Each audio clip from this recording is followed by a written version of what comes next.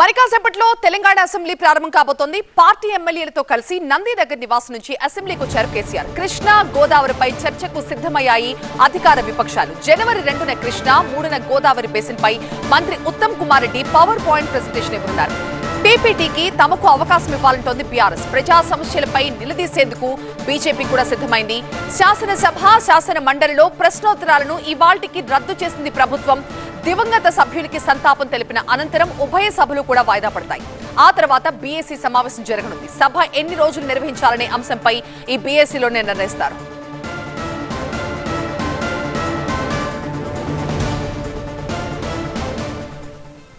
మా ప్రతినిధి రాకేష్ ప్రస్తుతం మనకి అసెంబ్లీ నుంచి లైవ్ లో జాయిన్ అవుతున్నారు మరింత సమాచారంతో. రాకేష్,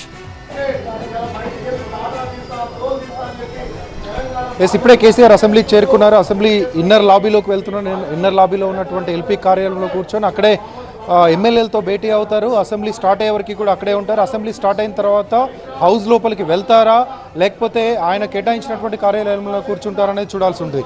ఇక్కడికి రాగానే హరీష్ రావు, కేటీఆర్తో పాటు సీనియర్ ఎమ్మెల్యేలందరూ కూడా ఆయనకు వెల్కమ్ చెప్పారు, బొకే ఇచ్చి లోపలికి తీసుకెళ్లారు. దాంతోపాటు కొత్తగా సెక్రటరీగా ఎన్నికైనటువంటి తిరుపతి కూడా, అసెంబ్లీ సెక్రటరీ తిరుపతి కూడా ఆయన్ను స్వాగతం పలికి లోపలికి తీసుకెళ్లారు. ఈ ప్రస్తుతానికైతే ఆయన అసెంబ్లీ లోపల ఉన్నటువంటి ఆయన ఛాంబర్లో ఎమ్మెల్యేలతో భేటీ అవుతున్నారు. సమావేశాలు ఎలా జరుగుతాయి అనే ఇన్ఫర్మేషన్ తెప్పించుకుంటున్నారు.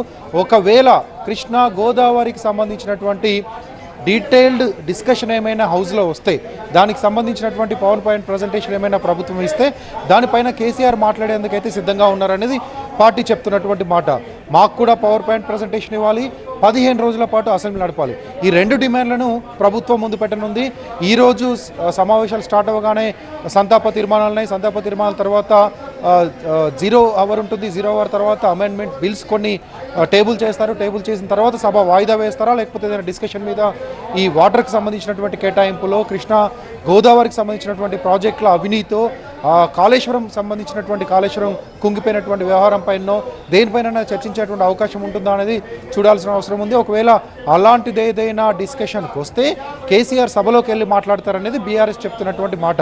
కానీ డిస్కషన్ ఉంటుందా, తర్వాత వీటన్నిటిని టేబుల్ చేసిన తర్వాత, బిల్స్ అన్నింటినీ టేబుల్ చేసిన తర్వాత డైరెక్ట్గా బీఎస్సీకి వెళ్తారా? బీఎస్సీలో కూడా ఏం మాట్లాడాలనే విషయంలో ప్రిపేర్ అయినారు. 15 వర్కింగ్ డేస్ మధ్యలో హాలిడేస్ వదిలేసి 15 వర్కింగ్ డేస్ ఖచ్చితంగా అసెంబ్లీ రన్ చేయాలి. చాలా విషయాలు పెండింగ్లో ఉన్నాయి. రైతులకు సంబంధించినటువంటి విషయాలు ఉన్నాయి, యూరియా కొరత ఉంది, హిల్ట్కి సంబంధించినటువంటి అంశాలు ఉన్నాయి, పారిశ్రామిక భూములను ప్రైవేటీకరణ చేస్తున్నారు, ఇక హైడ్రాకు సంబంధించినటువంటి విషయాలు, చాలా ఇష్యూస్ అన్నీ కూడా ఉన్నాయి. వీటన్నిటిపైన చర్చిద్దాం.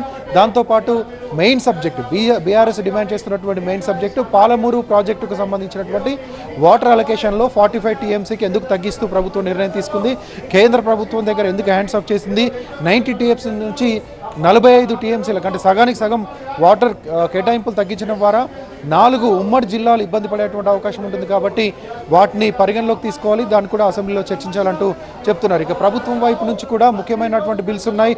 ఒకటి జిహెచ్ఎంసీకి సంబంధించి గ్రేటర్ని పరిధిని పెంచుతూ ఔటర్ రింగ్ రోడ్ లోపల మొత్తం భాగాన్నంతా కూడా గ్రేటర్ హైదరాబాద్లోకి తీసుకొచ్చారు.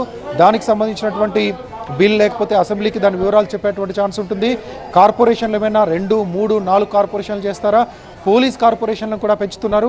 వీటికి సంబంధించినటువంటి ఉన్నాయి. ఇక ప్యూర్, రేర్, క్యూర్ అంటూ కొత్త విధానం తీసుకొచ్చింది. దాన్ని కూడా అసెంబ్లీలో ప్రభుత్వం చెప్పేటువంటి ఛాన్స్ కనిపిస్తుంది. వీటన్నిటితో పాటు గతంలో ప్రాజెక్టుల విషయంలో, వాటర్ ప్రాజెక్టుల విషయంలో, సాగునీటి రంగంలో చాలా పెద్ద అవినీతి జరిగింది. కాళేశ్వరంలో అవినీతి జరిగింది. ఇంత కట్టినటువంటి కాళేశ్వరం కుంగిపోయింది. పాలమూరు ప్రాజెక్ట్ని పక్కన పడేశారు. అది పూర్తి చేస్తుంటే కనుక పూర్తిగా 3 జిల్లాలకు నీరు అందేది. డిపిఆర్ లేకుండానే అక్కడి వరకు ఈ ప్రాజెక్ట్ని తీసుకొచ్చారు. పూర్తి అనుమతి తీసుకొని డిపిఆర్ను కేంద్ర ప్రభుత్వానికి సబ్మిట్ చేస్తుంటే 90 కాదు ఇంకెక్కువ టీఎంసీలు నీరే అందేదంటూ కాంగ్రెస్ చెప్తుంది. మరోవైపు నిన్న శాసనసభ వ్యవహారాల మంత్రి శ్రీధర్ బాబు కూడా ఒక కామెంట్ చేశారు. ఒకవేళ కేసీఆర్ సభలో హాజరైతే, సభలో కూర్చొని ఏమైనా సలహాలు, సూచనలు ఇస్తే గౌరవంగా స్వీకరిస్తాం. కేసీఆర్ పట్ల కాంగ్రెస్ పార్టీ ప్రభుత్వం, కాంగ్రెస్ పార్టీ సభ్యులు కానీ చాలా హుందాగా నడుచుకుంటామంటూ ఆయన ఒక భరోసా ఇచ్చేటువంటి ప్రయత్నం చేశారు. ఒకవేళ రాజకీయాలు చేస్తే, రాజకీయంగా మమ్మల్ని కౌంటర్ చేసే గోదావరి బేసిన్ కి సంబంధించి మంత్రి Uttam Kumar Reddy power point presentation ఉంది జాన్ 2 and 3. సో మాకు కూడా పవర్ పాయింట్ ప్రెజెంటేషన్ కి అవకాశం ఇవ్వాలని బీఆర్ఎస్ పట్టుబడుతోంది. సో ఈ విషయానికి సంబంధించి మరింత పట్టుబట్టే అవకాశం ఉందా బీఆర్ఎస్ ఇవాళ సభలో ఏమైనా?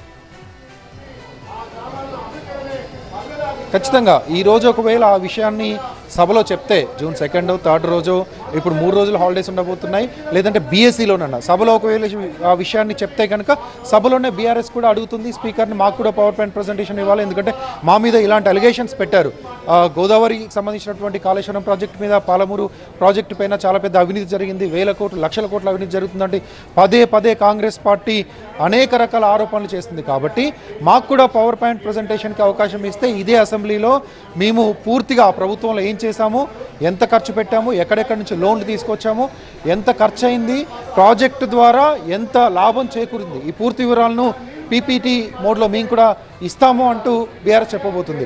ఒకవేళ అలా కాకుండా ఉంటే కనుక బీఎస్సీలో ఈ 2 అంశాలని, ఒకటి పవర్ పాయింట్ ప్రజెంటేషన్కి అవకాశం ఇవ్వాలి, 2 15 days సభను పొడిగించాలి. ఆ 15 daysలో ఎన్ని రోజులు నీటిపైన, నీటి కేటాయింపులపైన, నీటి ప్రాజెక్టులపైన చర్చ పెట్టినా కూడా వినడానికో మాట్లాడడానికి అవకాశం ఇస్తే దానిపైన అన్ని సమాధానాలు చెప్పడానికి మేము సిద్ధంగా ఉన్నామంటూ బీఆర్ఎస్ చెప్తుంది. కాబట్టి ఖచ్చితంగా ఇదే మెయిన్ ఫోకస్గా ఉండబోతుంది. ప్రభుత్వం వర్సెస్ ప్రతిపక్షం ఇద్దరు కూడా ఒకే అంశం పైన ఉన్నారు. ఒకరేమో పాత ప్రభుత్వంలో మీరు అవినీతి చేశారు, దాన్ని అసెంబ్లీలో పెడతాము, ప్రజలకు వివరిస్తామంటూ ప్రభుత్వం చెప్తుంది. లేదు, ఇప్పుడు మీరు ప్రాజెక్టులను పూర్తి స్థాయిలో పక్కన పెట్టారు, కావాలని బీఆర్ఎస్కి పేరు వస్తుందనో ఇంకొక ఉద్దేశంతోనో కాళేశ్వరంని, ఇటు కృష్ణానది పైన ఉన్నటువంటి పాలమును 2 ప్రాజెక్టులను పక్కన పెట్టి నీరు అందకుండా చేస్తున్నారు, దానిపైన చర్చిద్దామంటూ బీఆర్ఎస్. సో వాటర్ ప్రాజెక్ట్స్ అనేవి ఖచ్చితంగా ఈ అసెంబ్లీలో హీట్ను రేస్ చేయనున్నాయి. దాంతో పాటుగా కేసీఆర్ కూడా వచ్చారు కాబట్టి కేసీఆర్ మాట్లాడితే బీజేపీ సంగతి ఏంటి, బీజేపీ సభ్యులు ఎలాంటి అంశాలను లేవనెత్తుతున్నారు, వాళ్ళ స్ట్రాటజీ ఎలా ఉండబోతోంది? బీజేపీ కూడా ప్రిపేర్ అయింది. బీజేపీ మెయిన్గా ఈరోజు మాట్లాడుతున్నటువంటి బీజేపీ లీడర్లందరూ మెయిన్గా కూడా మూడు అంశాలపైన లేవనెత్తామంటున్నారు, 3 అంశాలపైన అసెంబ్లీలో పోరాడతామంటున్నారు. ఒకటి రైతులకు సంబంధించినటువంటి ఇష్యూ, ఎరువులకు సంబంధించినటువంటి ఇష్యూ. రెండోది ఈ ప్రాజెక్టుల విషయంలోనే బీజేపీ కూడా చెప్తుంది ప్రతిపక్షాలు, అధికార పక్షం ఒకరి మీద ఒకరు ఆరోపణలు చేస్తున్నారు, కావాలని చేస్తున్నటువంటి ఒక ప్రజల సమస్యలను తప్పుదారి పట్టించేటువంటి అంశంగా మేము చూస్తున్నాం, దానిపైన కూడా ఖచ్చితంగా నిలదీస్తామంటున్నారు. దాంతోపాటు కొన్ని వాయిదా తీర్మానాలు, నిరుద్యోగులకు సంబంధించినటువంటి అంశము, జాబ్ క్యాలెండర్, వీటన్నిటి మీద కూడా బీజేపీ ఫైట్ చేస్తామని చెప్తూ ఉన్నారు. బీజేపీ నేతలు కూడా వాయిదా తీర్మానాలతో సిద్ధంగా ఉన్నారు. ఈరోజు అవకాశం ఇస్తే వాళ్ళు కూడా వాళ్ళ ఎజెండాను బీఎస్సీలో చెప్తారు, ఎన్ని రోజులు సభ నడవాలనే విషయాన్ని కూడా వాళ్ళు కూడా డిమాండ్ చేయబోతున్నారు.